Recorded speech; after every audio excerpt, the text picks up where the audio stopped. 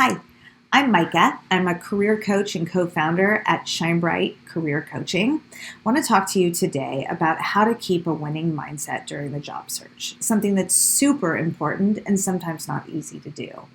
As we all know, job searching in these modern times, we spend a lot of time isolated and on our computers and looking for opportunities. Hopefully we're diversifying that strategy and networking and having conversations with people too. But the entire process can feel very tense, and clients share with me that they feel often overwhelmed, hopeless, frustrated, as I mentioned before. And often I hear that clients feel like they're stuck in a pity party for themselves. Ugh, this is so hard, I'll never find a job. And those feelings really can contribute to an overall mindset that doesn't help and actually does quite the opposite of help. It actually hinders your job search. So focusing your efforts and trying to do a few simple things every day to create a winning mindset about how you will get that job and you will end up somewhere better than the last place is super important. Please watch through the end of this video and you will kind of learn about 5 tips I have seen help clients keep a winning mindset, even in the deepest of their frustrations or the middle of their job search, but keeping a positive mindset so that they can really go through, get the job, and feel like $1 million. All right, so the first thing is we often leave our last job with lots of emotions. We could have left for a number of reasons, but often people leave jobs because of a bad management or because they feel burnt out. Sometimes we're laid off or let go. And so the first tip is to spend time with yourself. So the first weeks of being laid off or leaving your job, make sure you're spending time to reset and recoup. So go for long walks. Think about what you didn't like about your last job and think about, most importantly, what you're excited about in your next job and opportunity. And spend some time healing. And even if you left a job that you loved, but you had to move or things like that, there's always emotions really tied to the end of something. And sometimes they bleed into the start of the next thing. So I encourage you to take time, take a week off, take 2 weeks off before you actually start your job search and spend time on reflecting about your last experience, reflecting about how you felt leaving that job or organization, and most importantly, spend some time reflecting on what you want in the next role. These things, whether you're writing them down, meditating on them, walking or jogging and thinking about them, really spending time in your thoughts and self-reflecting helps to heal us. It helps to make space between what happened and what's going to come. And then you can start your job search feeling like there was an actual end to what happened and you're excited or looking forward to the next experience and job that you will have. The second tip is to create a mantra. I love mantras, and I really believe in the power of positive talk, positive self-talk. And so I encourage my clients to create a mantra that's really authentic to them and specific to the job search. So sometimes when we are feeling frustrated or tired, we have this little negative voice in our heads and it leads our thoughts. And so when we're showing up to an interview or when we're showing up to a networking thing and we're bringing those negative thoughts with us, it can really affect how we show up, our energy levels, and how we interact with people. That's why I encourage clients to create a winning mantra. And that can be anything as simple as, I am capable and I believe in my abilities. I've had clients who have created mantras that say, I am worthy and I deserve a job. Or as simple as, I'm going to get the job I want.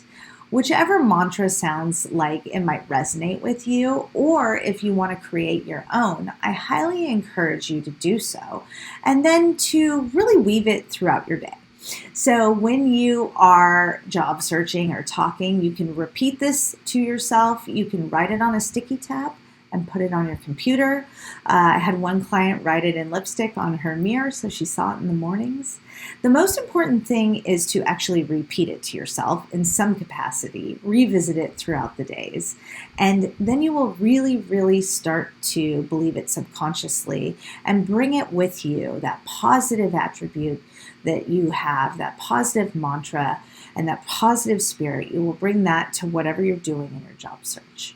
And I think that that really can help you to create some new confidence and belief in yourself.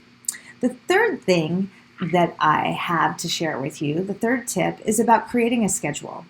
So when we are really focused on getting a new job, we can feel a lot of pressure. And when we feel pressure, sometimes what we'll do is we'll say, I have to get a job, and it's all we're doing, sitting down at the internet all day long looking at jobs boards, putting a lot of pressure on ourselves to get interview after interview after interview. And what we're doing is really diluting our efforts, because when we really sit and focus only on something that is a little bit out of our control, as I mentioned before, well, then what we're doing is we're actually losing all of our energy because we're demanding that we find that job. And if we kind of flip it and think about, what if I could create the best time and space for me to do the job searching, where I can show up with my most best self, my energy, feeling refreshed, feeling nourished. And so I encourage clients to really create a schedule. Don't sit down Monday through Friday, 8 hours in job search. Don't scroll your phone, on your phone, in the dinner, at the dinner table or in bed at night. What that does is just going to exhaust you. It's best to create a schedule that helps you to find energy. And so if that is from 8 to 12, Monday through Friday, then set that schedule.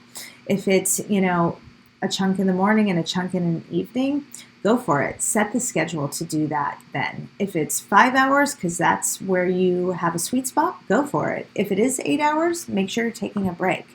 But really, think about where you have your most focused energy during the day, and make sure that you are job searching during that time, and make sure that you're protecting the rest of your day so that you can actually spend time enjoying, not having the pressure of a commute or not having the pressure of a deadline hanging over you. And the fourth tip I really want to share with you today is about reading, learning, taking a course. So perhaps during your career, there are things that have interested you, or perhaps in the new career search, you're looking to make a transition. Now is the perfect time, in addition to the job searching, to learn something new, to marinate in something that you're curious about. So one thing that clients sometimes do is they say, I need to, learn Excel. I'm going to take an Excel course. And then I ask them, is that interesting to you? No, I hate Excel. I want to get better at it. Well, I would really encourage you to find a course or a book or whatever it is that you want to find out more about, to make sure that it's something you really are curious about, so that you can really engage in your learning. And when we're learning and we're kind of setting forward a growth mindset, it doesn't just show up in our job search. It shows up everywhere. We get more energy. We feel more alive. We're more engaged. And all of those things create more focus and energy in our job search. And so we can push forward, we can access more optimism, we can find different ways to really, really run this marathon, because that is what a job search is. It's a marathon, and we really try to sprint it out. And what that does is create the exhaustion and frustration. So again, for tip 4, make sure that you are learning something that's interesting to you. And if it's relevant to your next job, update your resume. Share an article on LinkedIn about the course you're taking, or your best practices that you learned from that.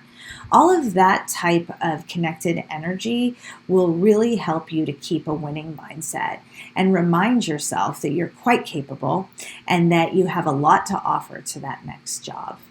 So the 5th tip that I have to share is the most simple of all.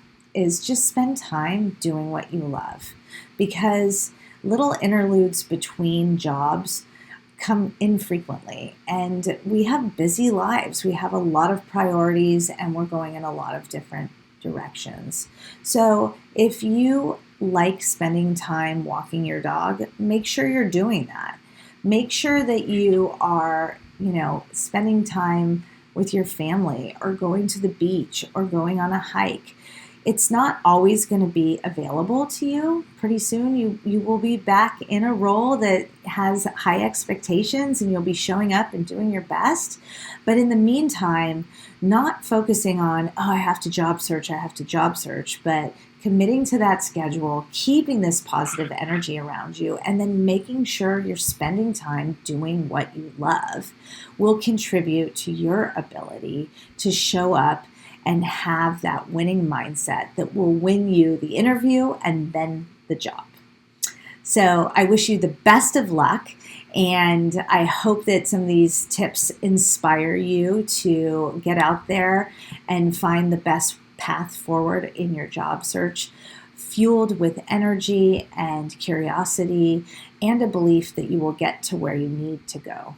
Thanks so much, and if you enjoyed this video, feel free to subscribe to our channel for more.